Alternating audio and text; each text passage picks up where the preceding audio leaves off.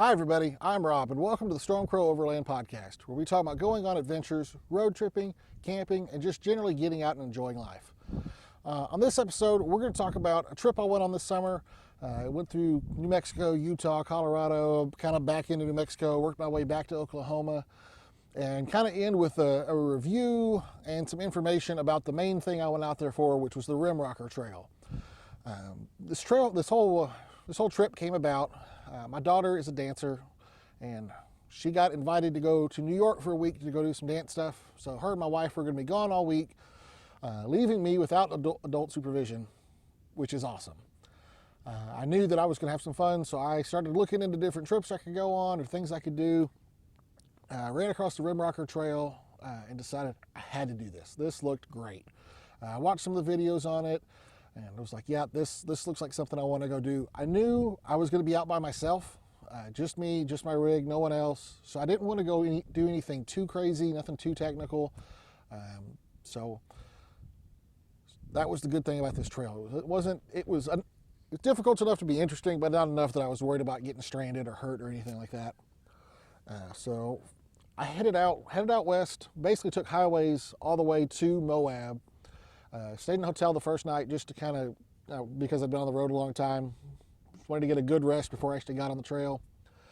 Spent a day exploring Moab, went out and did some of the fun trails there. My favorite trail out there was Fins and Things. I didn't do Hell's Revenge or anything like that. At the time, the 4Runner, it had about a 2-inch lift and had 31-inch tires. I probably could have done more, but back to that by myself, not real sure, didn't want to risk it. But did Fins and Things. It was a great trail. And then went back into town, gassed up, made sure I had all the groceries and everything I needed, and hit the Rimrocker Trail. The Rimrocker Trail itself, it runs between Moab, Utah, and Montrose, Colorado. It's about 160 miles. You're not going real fast on this trail, so it's at least a 2-day trip, probably 3 if you want to take your time. I did it in 2, and like everyone I've talked to, I wish I'd have taken an extra day and taken a little more time to enjoy it and done it in 3 days. But start off, you basically get on the trail just outside of Moab. It's so weird. You just kind of turn off into a dirt road that goes in the field, and you're pointed at the mountains, and you just go. And you start climbing up into the mountains. I did this trip basically the first week of June, which was a great time to go because Moab was hot, but it wasn't too hot. And as I started climbing up into the mountains, it started cooling off, but it never really got cold. I was able to wear shorts pretty much the whole time, which I like. I hate pants, I hate shoes, it's a whole thing. But from there, you start climbing in the mountains. There's plenty of spots that are rocky and rough. I definitely recommend airing your tires down, if nothing else, just to kind of save you from all the bouncing and to save all your food in your fridge or your cooler from getting all shook up. None of it's super technical, but there are some spots that are narrow, there's some spots that are steep. They actually describe it on the Rimrocker Trail website as long stretches through remote areas with amazing views. Portions are rough, narrow, and steep. Very limited cell coverage, which is something important to know. You're not really going to be in contact most of the time you're out there. There was once or twice that I'd go over a ridge or something, and I might get one bar, and all of a sudden my phone's beeping because I got a message. But 99% of the time, there's no cell coverage on this trail. If you are having an emergency or something like that, if you're a ham radio person or have a ham radio with you, there is a ham radio repeater out there that you can find the information for on the Rimrocker website that covers the majority of the trail. I don't think it covers the whole thing, but enough to keep you out of trouble. This is pretty remote when you get out there. Like I said, I went in June, which you think would be kind of peak travel time, and I was out there 2 days, and I think I saw 3 cars the whole time. So if you got hurt or stuck or broke down or something like that, it could be a while before you found help. Let's see. Something else to know when you're out on the Rimrocker Trail itself, there's nothing out there. There's no services, there's no gas station, there's no food. So you need to make sure you pack everything. I filled up my gas tank right there in Moab right before I got on the trail, so I had no problems. But if you're hauling a trailer or you get really bad mileage or you didn't fill up before you got on the trail, about halfway through the trail, there's a place you can bail off and head into a town called Nucla in Colorado. If you need gas or help or food or ice or whatever, you can bail off. I think it's 30, 40 minutes off the trail. You can do that, gas up, and head back if you need to. I can't put into words how amazing some of the views and stuff on this trail was. This is just the first day. I mean, I'm just climbing up the mountains pretty much all day, watching the elevation go up, temperature go down. I did have a problem, something just to kind of be aware of, nothing major. As we started going up in elevation, I started getting a pretty good headache, a little bit of elevation sickness, but part of that could have been I'm not used to a whole lot of elevation. I live in Oklahoma where it's pretty flat. I probably wasn't as hydrated as I should have been. Didn't have a whole lot of good sleep going into this because I was so excited to go. So those combined, I had a pretty good headache. So instead of taking advantage of the many dispersed camping sites around there, I kind of chickened out and stopped at the one established camping area on the trail. I wish I didn't. I know why I did at the time. Would have been nice if I hadn't, but it's no big deal. There is an established campground at Buckeye Reservoir. You can stay there. I think it's $5 a night. It's where you fill a little envelope with money and put it in a little drop box and just pick a site. It's nice. It's right there on the side of a lake. Not a bad campsite at all. There just probably were better ones out there. Like I said, wasn't feeling real good. Pulled in, made some tacos. Love having tacos on the trail.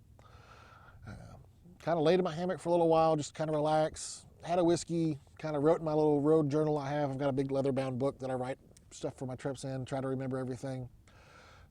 Hopped in the tent, got some sleep, woke up feeling a whole lot better. Made sure I chugged a lot of water just to make sure I was good and hydrated. I had a quick breakfast, toasted some English muffins, put a little bacon on it, made a hot chocolate. I don't do coffee. I don't know what it is. For some reason, I just don't like the taste of coffee.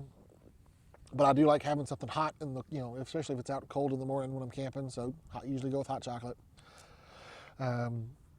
Got back on the trail, and I have to say none of this trail is anything extreme. There's no crazy technical parts. If you're in a stock four-wheel drive vehicle, like a stock 4Runner, stock Tacoma, stock Jeep, you're probably fine. If you're in a stock like Subaru Crosstrek all-wheel drive thing, you're probably fine. Worst case, you might drag a little bit here or there on, there's rocks, there's like real small little drop-offs, but nothing to be worried about. At the time, my 4Runner, like I said, had 2-inch lift, 31-inch tires. I've gone a little bit bigger since then, but no issues whatsoever. The second half of the trail that I did after that first night, which I guess would be the eastern half, kind of going more into Colorado, heading towards Montrose. It's not as technical as the western half, but the views are so much better. As you start coming down the mountain, going up the mountain, all you really see is mountain and sky, and it's great, but it's not the same as start heading down the mountain and looking down into the valleys and stuff. Oh my goodness. The best part for me, there's a spot called Biscuit Rock, which sounds hilarious, and I love biscuits, so why not?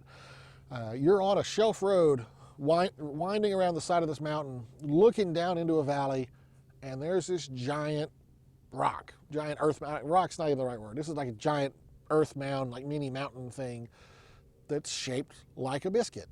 And it's got the different layers of dirt and stuff, and you can see it in different striations. It makes it look like a big flaky biscuit. And it's so cool just being up on the side of this mountain on a road that's about as wide as your car in the first place, looking down to this green valley. You're looking down to this green valley with a river running through it, this crazy rock that looks like a biscuit. It's gorgeous. That's one of the places I stopped, took a lot of pictures, threw the drone out and took pictures from in the air of, the shelf road and stuff. I'll try to, for those of you that are watching the actual YouTube video, I'll try to embed some pictures in here. I didn't take any video because I didn't know I was going to be doing this yet. At the time, I didn't think I was interested in video, but things change. But I did get a lot of cool pictures, and like I said, I'll try to put some of those in there. And if you're doing the audio version, just kind of look at my Instagram. I'm sure there's some up there. I know I posted a bunch of them there. But after Biscuit Rock, you climb down the mountain, you get down to the valley. You do have to hop on a paved road for, I think, 15 miles or so. It was not highway or anything, it's just a back road. I didn't even bother to air back up. I just kind of went. It says 15 minutes. And then you get back on the trail, and you start climbing up into more mountains. This section of the mountains is pretty interesting because views are still amazing, but there's a lot of old gold mining operation places up there. Old abandoned buildings, old abandoned equipment. It was fun to pull over and kind of poke through some of the stuff and look at it. Don't mess with anything, don't break anything, but just to kind of take a look and see some of this equipment out there. When it comes to checking things out, and I should mention, parts of the Rimrocker Trail do run through private land. Before I went out, I had downloaded the GPX file of the trail from the Rimrocker Trail website, loaded it in my Onyx software. By the way, shout out to Onyx. Thank you very much. I'm an Onyx trail guide, and not long ago they sent some gear out to all their trail guides. I got this sweet t-shirt, I got a hat that I really like, and some stickers and stuff. So thanks a lot to Onyx. But like I said, loaded the GPX file in Onyx. It would show me, okay, this is public land, that's private land. And the sections that were private land were also really well marked. There were signs everywhere. It was really obvious what was private land. So in those parts, don't stop, don't get off the trail, don't try to camp there, don't mess with anything. Just keep driving through, enjoy the views, keep going. So for the rest of the trail, like I said, the eastern half, not as technical, but very gorgeous. It was a lot more green parts. The first part was the western half toward Moab was real kind of scrub brush, kind of gray and brown. The eastern half, getting into Colorado, was a lot more green. It was gorgeous. And eventually you work your way, and then all of a sudden you just kind of pop out and you're in the town of Montrose, which is a really cute little town. Like I said, I definitely wish I would have taken more time. Wish I'd have taken some video. Wish I'd have taken more pictures, and just generally slowed down. I'm real bad. I'm very goal oriented, and I had a line on the navigation on my screen, and I needed to follow the line. I need to get to the end.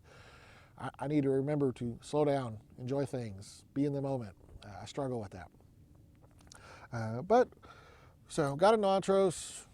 Found somewhere to pull over, air up, got some gas, stopped at Sonic and got a greasy cheeseburger because I'd been eating camp food, and it was nice to have a little change real quick.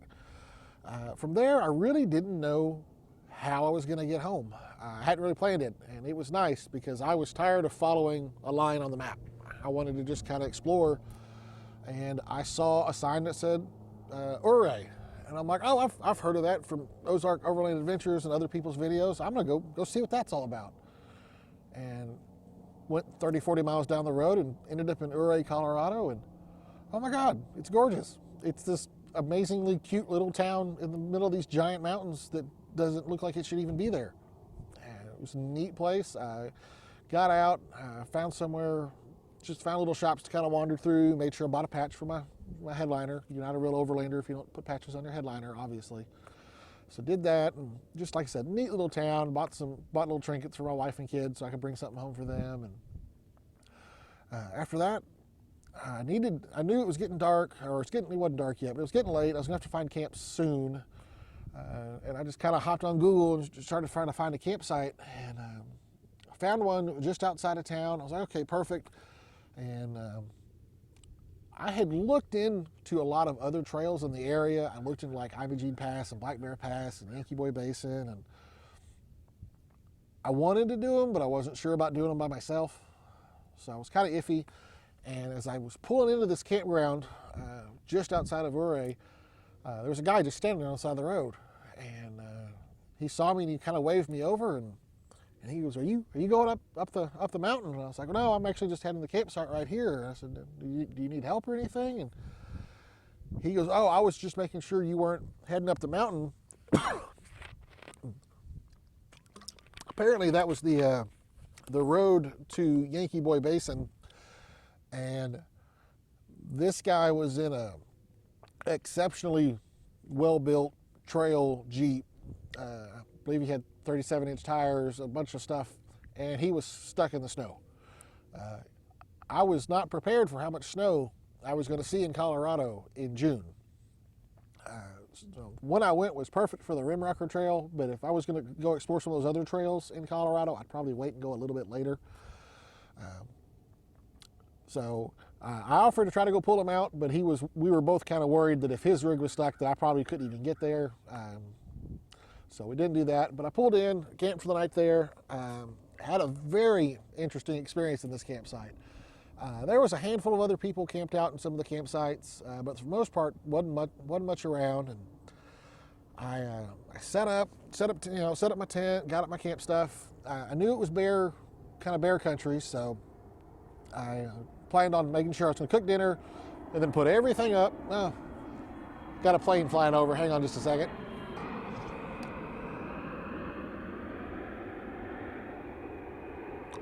Where I'm filming at is close to the end of the runway for the Air Force Base I work at, and one of our refuelers just flew right over me.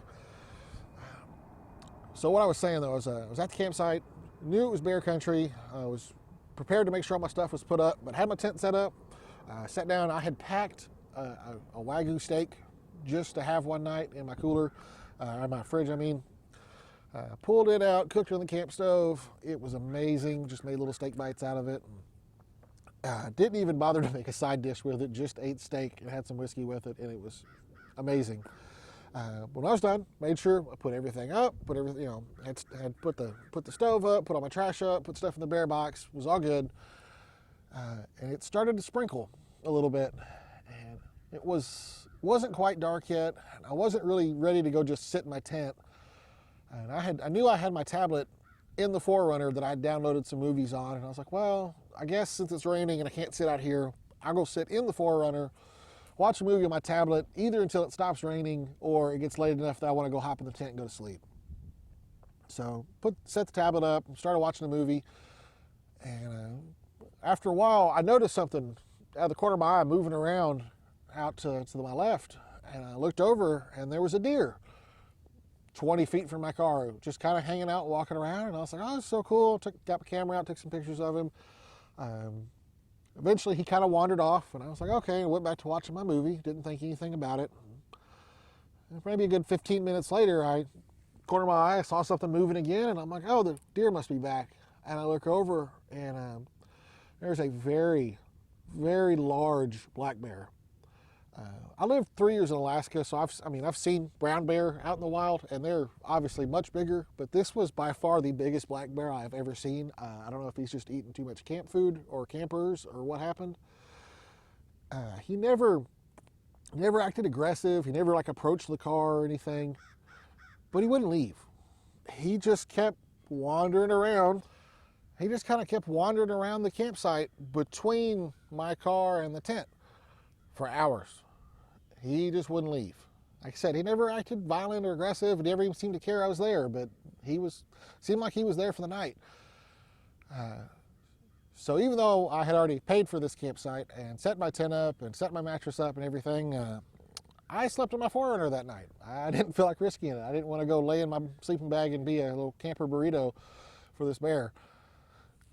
Eventually, when I woke up in the morning, obviously he was gone, no big deal. Got up, made some quick breakfast. Kind of wanted to get on the road and see what I could find, so I did nothing fancy, just made some oatmeal and some more hot chocolate, and tore down the tent that I didn't get to sleep in, and packed up my bedding that I didn't get to sleep in, and threw it all back in the car, and headed, I think it was south, down to Silverton. Silverton was another neat little town. Ouray was almost like a little German town in the Alps. It was so crazy. Silverton, you could tell, it looked like what you think an old mining town would look like. Lots of old buildings. I went by the train station where they have the train that runs from Silverton to Ouray. I think it might go down to Durango, but I'm not sure. That was just a neat little town. Since I'd only had a quick breakfast, I found a neat little place there in town. Stopped, had some big fluffy pancakes, and pulled the memory card out of my camera while I was eating and put it in the tablet so I could look at some of my pictures I'd been taking. Made sure I checked in with the wife and everything since I had signal there. Great place. Same thing. Kind of walked around, checked out some little stores and stuff. It's definitely a tourist town, but not in a bad way. It wasn't too touristy. It was fun. From there, I kind of drove down to Durango, just taking different random roads that I saw through the mountains. I I would recommend going this part in early, kind of early summer, because with all the snow melt, there's waterfalls everywhere. It was crazy. I've never seen so many waterfalls. Got another plane. Hang on a second. So I was just had no real goal at this point. I was kind of just generally working my way southeast to try to eventually head home. I mean, I wasn't going to make it home that night or anything. I was just kind of heading that way and seeing what I found. And I saw a parking lot on the side of the road. And I just kind of pulled over because there was a little waterfall there. I was going to take a picture, just stretch my legs for a second. And I noticed there's a dirt road going up into the mountains from the parking lot, and there was a big sign with a map on it, and I was like, oh, what's this? And I go over and look, and it was the Alpine Loop Trail. I was like, oh, I've heard of this. I don't have anything to do. Let's check this out. So started heading up the trail. Oh my God, this was an amazing trail. All kinds of crazy stuff to see. You're basically on the side of a mountain the whole time, looking all the way down to this real steep valley with a river running through it. The river was white water pretty much the whole way from all the snow melt running down the mountain. Waterfalls everywhere from the snow melting down the mountain. There was one part that I was driving. It was a shelf road, and it was kind of snowpack, and it was so narrow that I had to tuck my driver's side mirror in. Was almost sliding my fender on the side of the mountain, and pretty sure my passenger tire was hanging off the edge a little bit. It was so narrow I couldn't even find a good way to have the car there and get out and get a picture of it to show it, because it was crazy, and I probably shouldn't have done it, but I'm glad I did. It was cool. Once I made it across it, I was like, oh, so cool. At least now I know I can make it back. Went further up the Alpine Loop Trail, saw some great things, more old mining equipment, stuff like that. Eventually got to a spot, I believe it was Poughkeepsie Gulch. I think that's what it was. Trail started getting rougher, a little more technical. I probably could have made it, but back to that, being by myself, out in a remote area, nobody around, decided not to push it, turned around and started heading back down the mountain. Got back to that narrow spot of the road. It was even scarier when I was on the downhill side. As I was driving, at this point, I have my passenger side mirror folded in, bumping against the side of the mountain, and I'm looking over and I can't see the edge of the road out of my window looking down. So that was fun. But worked my way back down, got back on the road. Eventually knew I was going to have to stop somewhere. I was looking for campsites on my phone real quick, pulled over somewhere, made a sandwich, and was kind of searching. And I looked on Hip Camp. And if you don't know about Hip Camp, it's kind of like Airbnb for campsites. It's people that have land that you can basically rent for a night. They have spots set up for camping. There's some people have cabins, some places it's just an empty field, some places have yurts. I mean, it's a little bit of everything. In fact, what I found was I don't even know how to describe it. It was it got my attention because they had a converted old bus that you could sleep in. And I'm like, okay, that sounds fun. I'll do that. When I got there, I realized it was basically a yoga retreat.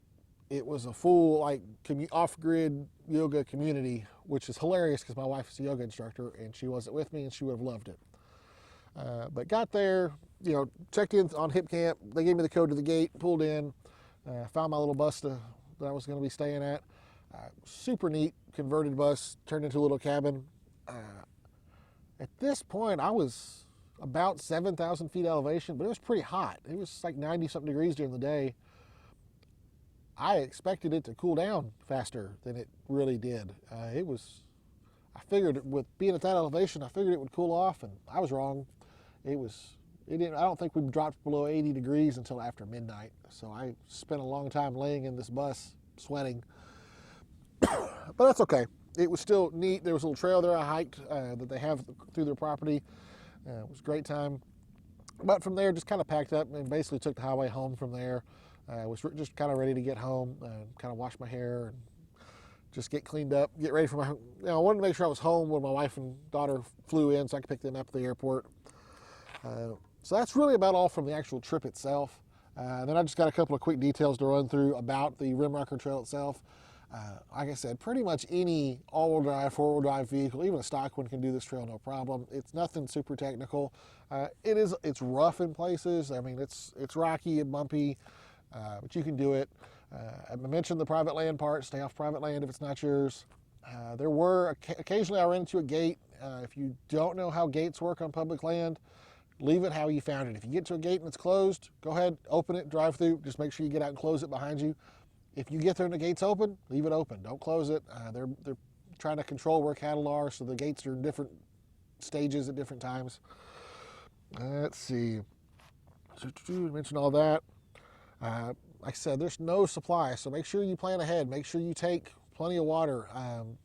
You could take, water purification stuff. There's not a whole lot of, at least when I went, there was not a whole lot of water, especially on the western half, that I could have actually purified and put through a life straw or Sawyer filter or something like that. So make sure you take plenty of water with you. Make sure you got enough food with you, because there's nowhere to stop. There's no drive-thrus on the trail.